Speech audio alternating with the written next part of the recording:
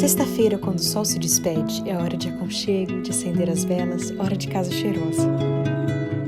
A penumbra da tarde de sexta é hora de comida boa, de risada, de família perto, de música bonita. É hora de cantar e de ouvir, de falar e calar. É o momento de lembrar de onde viemos e para onde vamos, de aquecer a alma com a presença do Eterno, que é o Senhor desse dia. É o nascer de um dia e no morrer de outro. É a lembrança, a herança e a aliança que nunca morre. O sol baixando é o sinal, o momento de parar, respirar e viver as próximas 24 horas em completo estado de entrega, com o peito aberto para amar e os ouvidos prontos para ouvir. Esse é o sábado e ele começa no pôr do sol.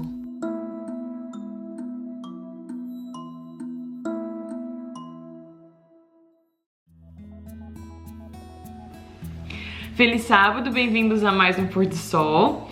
Hoje nós vamos continuar falando sobre os hábitos devocionais que a gente já vem falando nos últimos 2 sábados, né, sextas-feiras, no Pôr do Sol. A gente já conversou sobre meditação, sobre oração e o tema de hoje é estudo.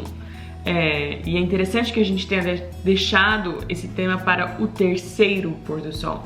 O César, ele faz doutorado nessa área de hábitos devocionais, então ele está sendo nosso consultor para o assunto que a gente está conversando aqui.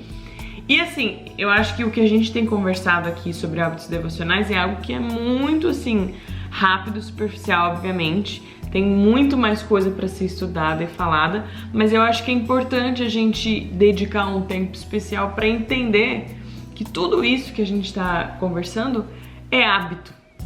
São coisas que a gente pode desenvolver, né?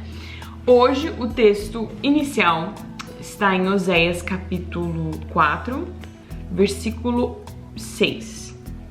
Diz o seguinte: o meu povo está sendo destruído porque lhe falta conhecimento. Porque tu, sacerdote, rejeitaste o conhecimento, também eu te rejeitarei, para que não seja sacerdote diante de mim, visto que te esqueceste da lei de Deus. Visto que esqueceste da lei do teu Deus, também eu me esquecerei dos teus filhos. Que forte isso, né? Acho que a primeira coisa que a gente pensa quando a gente fala hábitos devocionais, a gente pensa leitura da Bíblia. Leitura da Bíblia. É muito interessante que você falou aí que a gente começou sobre meditação, oração e agora vem o estudo, né? A gente falou que os hábitos devocionais, o intuito dos hábitos devocionais, que são vários, os hábitos são vários, a gente usa os hábitos devocionais para chegar até a presença de Deus, né?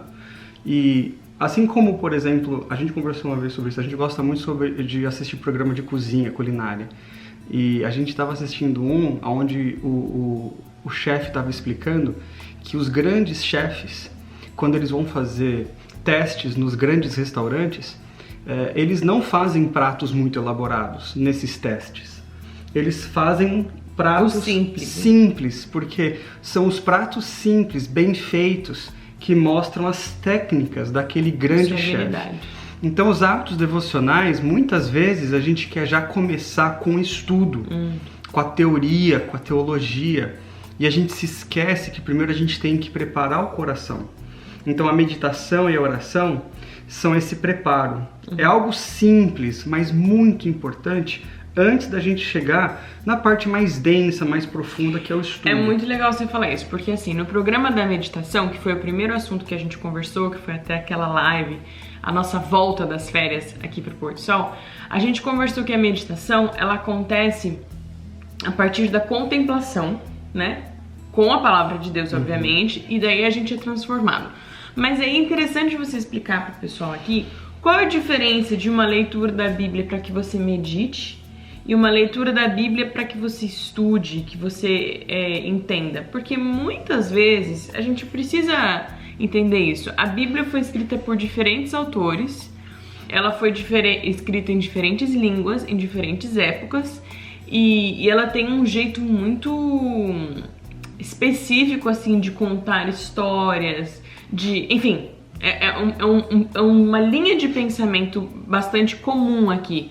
E às vezes a gente não entende. Tem livros que são escritos em símbolos, tem livros que são, assim, contando histórias. Então, como que eu, leiga, vou pegar, abrir a Bíblia e falar, hoje eu vou estudar. Tá, E eu vou, assim, entender. Primeira coisa que você perguntou, a diferença entre meditação e estudo. Vamos voltar para a analogia da cozinha. Quando um cozinheiro vai fazer um prato, ele primeiro pega todo o material que ele vai usar e coloca em cima da mesa ou da pia. Então ele vai olhar para aquilo que ele tem, ele vai pegar a faca, ele vai pegar a colher, ele vai se preparar para saber o que eu vou usar aqui. A meditação é mais ou menos isso. Você primeiro coloca todas as coisas. A gente falou sobre isso. Você contempla o caráter de Deus. Você ora sobre o caráter de Deus. Agora, você vai ter que pegar a faca e você vai começar a preparar tudo aquilo. Agora, tá tudo ali em cima da mesa. Por onde eu começo? Como que eu faço?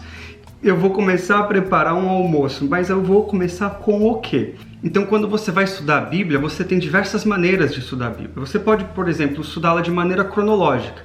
Você pode ler do Gênesis ao Apocalipse. Mas você tem que entender uma coisa muito importante dentro da Bíblia. Tem uma metanarrativa dentro da Bíblia. O que é uma metanarrativa? A metanarrativa, na verdade, nada mais é do que o ponto principal, o assunto principal. Qual é o assunto principal da Bíblia?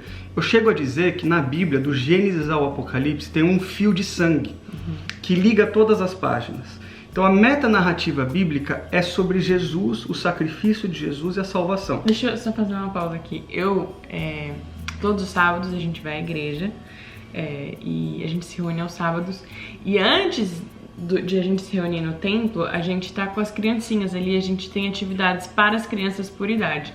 E aí a gente canta uma musiquinha sobre a Bíblia, e aí tem uma biblinha de feltro assim para cada criança, que tem várias coisas dentro, só que tem uma foto de Jesus. E aí eu peço para, enquanto a gente canta a musiquinha, para cada criança encontrar Jesus. Quando elas encontram, eu falo assim, Jesus está em todos os livros da Bíblia. Isso é muito importante. Já desde criança aprender isso, que existe dentro da Bíblia, em todos os 66 livros da Bíblia, uma só narrativa. A narrativa do plano da salvação, desde o Gênesis ao Apocalipse. Então, se você quiser ler nessa maneira de começar na parte cronológica, você lê do Gênesis ao Apocalipse. Mas se você quiser, por exemplo, estudar temas e você quiser fazer um estudo temático, por exemplo, eu quero estudar sobre fé, como ter fé. Aí você pode comprar algo que chama concordância bíblica. A concordância bíblica, talvez até na internet você encontre, você olha a palavra fé e aí vai aparecer todos os textos da Bíblia que falam sobre fé. Aí vai aparecer muitos textos da Bíblia. Mas, por exemplo, você vai observar que Abraão era o pai da fé. Em Romanos capítulo 4, a Bíblia fala que ele era o pai da fé. Aí você pensa, poxa, Abraão era o pai da fé. A Bíblia fala em Hebreus capítulo 11 que sem fé é impossível agradar a Deus. Aí você pensa, quem foi Abraão? Então, se você vai estudar sobre o tema da fé, você tem que estudar sobre a vida de quem? De Abraão. Ele foi o pai da fé. Então você vai lá em Gênesis capítulo 12 e começa a ler a história de Abraão e observar como ele viveu pela fé. Então essa é uma maneira temática de você estudar a Bíblia.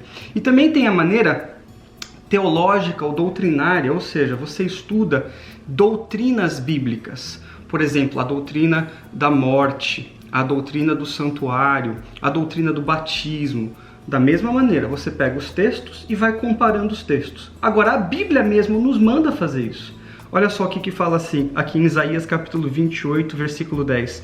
Porque é mandamento sobre mandamento, mandamento sobre mandamento, regra sobre regra, regra sobre regra, um pouco aqui e um pouco ali.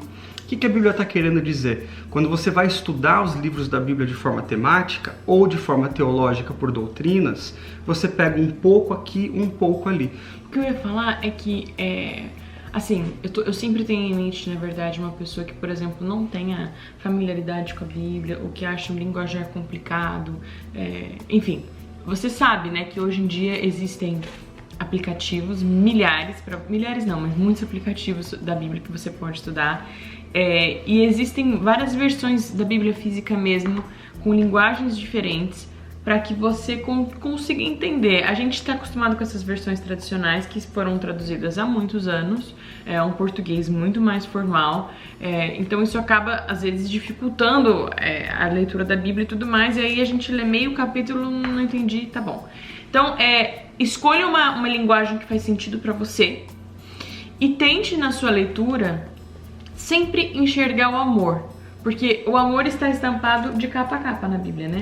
E eu queria te perguntar, quais que são os propósitos do estudo? O objetivo de estudar a Bíblia, que você acabou de perguntar, é, na verdade, transformação do coração. Então o objetivo da Bíblia não é eu ser uma pessoa fiada e sair desafiando as pessoas e... Não. Olha só que interessante essa pergunta que você fez. Por quê? A Bíblia diz dela mesma que a palavra de Deus é como uma espada. Lá em Hebreus capítulo 4, versículo 12. Tem muita gente que usa a Bíblia, como você falou, esse conhecimento que você vai adquirindo como uma espada para machucar as pessoas. Você usa a espada para machucar as pessoas, mas não é esse o objetivo da Bíblia. A palavra espada, usada aqui no livro de Hebreus capítulo 4, é a palavra grega machete. E essa palavra grega machete simboliza uma faca, e não uma espada grande que os soldados usavam para ir para a guerra. Ou seja, a Bíblia não está falando que você tem uma espada para você guerrear com as pessoas. A Bíblia diz que você tem uma espada pequena, uma faca. Essa faca ela era usada por artesãos e era usada pelos médicos da época. Os médicos usavam como um bisturi para fazer cirurgia e para ajudar as pessoas, para tirar feridas, para curar feridas. E os artesãos usavam essa espada pequena para fazer imagens de ídolos que eles vendiam no mercado. Para lapidação, então. Olha só que interessante, duas coisas. Para que serve o estudo da Bíblia? Para curar, para fazer cirurgias e tirar da gente aquilo que está dentro do coração, que é o pecado. Então a palavra de Deus, quando a gente estuda, o objetivo é que a gente possa se abrir diante de Deus para que possa fazer uma cirurgia no nosso coração. Lá no livro de Salmos, capítulo 51, Davi fala assim: dá-me, Senhor, um novo coração. O que ele está pedindo? Uma cirurgia. É como se ele estivesse falando para Deus: Deus, abre o meu peito e tira esse coração de pedra e coloca um coração de carne, um coração diferente. Segundo, é para a gente entender que a Bíblia, quando a gente estuda, ela vai moldando a gente. Assim como um artesão fazia ali o desenho de alguma coisa e cortava a madeira, fazia imagens, a Bíblia quer fazer com que a gente represente a Jesus. Então, quando você estuda a Bíblia, você vai deixando que o Espírito Santo vai tirando de você aquilo que não é a imagem e semelhança de Jesus. A gente um dia teve o privilégio de visitar Florença. E a gente viu ali o Davi de Michelangelo, lembra? Aquela estátua enorme de mármore. Tem uma história que diz que quando Davi estava ali moldando quando Michelangelo estava moldando aquele grande Davi, perguntaram para ele: Michelangelo, como é que você faz para tirar dessa pedra essa imagem de Davi? Que coisa incrível! E ele respondeu assim: é fácil, eu tiro da pedra tudo aquilo que não parece com Davi. Então, quando a gente estuda a palavra de Deus, a gente deixa a espada cortar e tirar da gente tudo aquilo que não se parece com Jesus. É importante a gente frisar isso, porque o estudo da Bíblia, ele realmente ele precisa ser algo que realmente nos transforme. E tudo isso, uma coisa tá ligada à outra, né? Aí a nossa oração vai ser diferente, a gente vai conseguir meditar de maneira diferente e a gente vai conseguir se relacionar e ser pessoas diferentes aí na vida. É muito importante a gente frisar isso, porque às vezes quando a gente tem conhecimento profundo sobre um assunto, a gente tende a querer ser... Como é que eu posso dizer isso? Sabe tudo. Não só sabe tudo, querer ser um perito no assunto e querer mostrar o conhecimento, mas o conhecimento da Bíblia ele não existe para isso. Ele existe para que a gente seja transformado, para a gente ser transformado. E através da nossa vida, outros podem ser transformados, mas não porque a gente conhece, porque a gente foi transformado. É muito importante a gente frisar isso. Enfim, o nosso desejo é que você tenha um novo relacionamento com o seu estudo da Bíblia, que você consiga aprofundar o seu conhecimento, porque ele é sim importante e ele muda a maneira como você pode ter a sua caminhada espiritual. E, enfim, vamos partir para um próximo hábito devocional semana que vem. Que Deus abençoe muito você e vamos orar. Querido Deus, obrigado pelo estudo da Tua Palavra, que é como uma faca, um bisturi, que abre o nosso coração e retira do nosso coração o pecado. que é também como uma faca que vai cortando de nós aquilo que não se parece com Jesus e nos moldando à imagem e semelhança de Jesus. Que nós possamos estudar a Tua Palavra, não para só obter conhecimento, mas para entender que nós estamos sendo transformados pelo Senhor. Nos ensine todos os dias, através do estudo da Tua Palavra, a termos um relacionamento ainda mais íntimo com o Senhor. Nós te pedimos em nome de Jesus. Amém. Amém. Feliz sábado. Feliz sábado.